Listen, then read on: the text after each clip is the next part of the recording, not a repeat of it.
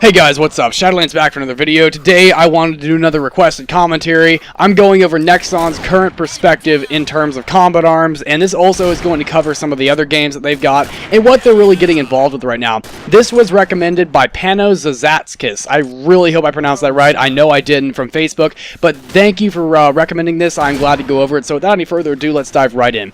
I feel like right now, Nexon is really starting to turn a blind eye to combat arms and what we need in it. I think after the summer not going as well as they had planned, they're running out of ideas to please the players. They put so much time and effort into this past summer trying to make this Combat Arms reboot thing work, and it just kind of face planted, and we're at the point where everyone's just sort of trying to accept it. Well, of course, there's some people that are happy with it.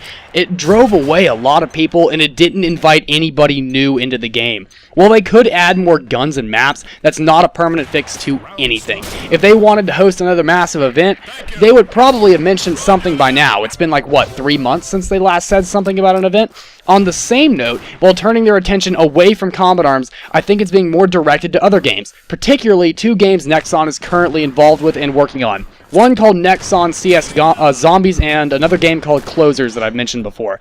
The Nexon CS Zombies, Counter-Strike Zombies if you don't know what that means, is exactly what it sounds like, a Cabin Fever type game based off of a Counter-Strike game run by Nexon. UCD made a video of it a while back. I will put a link to his video in the description, so I highly suggest you go check that out. He does a pretty good overview of the game.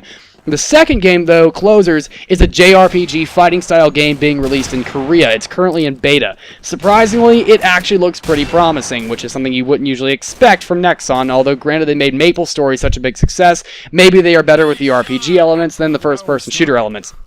For those of you that don't know what a JRPG is, it's a Japanese anime-style role-playing game. I think Nexon is more interested in moving forward as a company rather than stick back with a game from several years ago. Unlike games like World of Warcraft and RuneScape, RPGs that have an endless amount of things to do as you grind to higher and higher levels really keep you integrated, whereas Combat Arms and many other FPS games don't have the ability to update content endlessly, which is why we have so many Call of Duty games. It's because they can't constantly update that one over and over. Counter-Strike is a little bit unique because it's a competitive game, and it's meant to stay pretty static. They are restricted by their physics engines. That's the whole thing about FPS games. They're restricted by the physics engines they are created with and are not able to update as freely as RPG-style games where you can just add a new map and it completely changes the dynamics of the game. When you add a new map to a Combat Arms or an FPS game, it's like, oh, we have something else to play on. It doesn't change the game at all. However, when you introduce a new map to an RPG game or a new character or something, it's something that changes the dynamics of the game itself, which is not a property of FPS games, which is why Combat Arms as an FPS can't evolve as well.